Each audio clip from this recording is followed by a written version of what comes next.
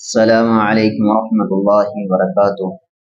رسول اللہ صلی اللہ علیہ وسلم نے فرمایا کہ حسد صرف دو باتوں میں جائز ہے۔ ایک تو اس شخص کے بارے میں جسے اللہ نے دولت دی ہو اور وہ اس دولت کو رائے حق میں خرچ کرنے پر بھی قدرت رکھتا ہو، اور ایک اس شخص کے بارے میں جسے اللہ نے حکمت کی دولت سے نوازا ہو اور وہ اس کے ذریعے سے فیصلہ کرتا ہو اور لوگوں کو اس حکمت کی تعلیم دیتا ہو۔ اور نبی کریم صلی اللہ علیہ وسلم کا ارشاد گرامی ہے، ہر بندے کو اللہ تعالیٰ کا پیغام ہے کہ اے ابن آدم، تو میرے ضرورت مند بندوں پر اپنی کمائی خرچ کر، میں اپنے خزانے سے تجھ کو دیتا رہوں گا۔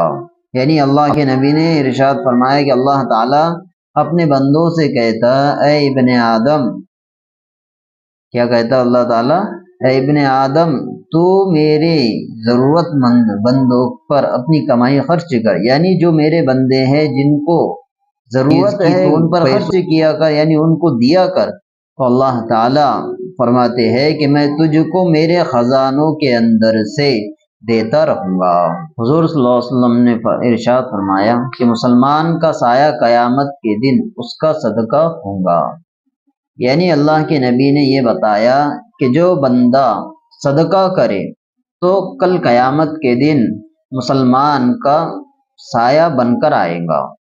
تو اللہ تعالی ہم تمام کو کئی سنی باتوں پر عمل کرنے کی توفیق عطا فرمائے، اور ہم تمام کو زیادہ سے زیادہ صدقات دینے کی توفیق عطا فرمائے۔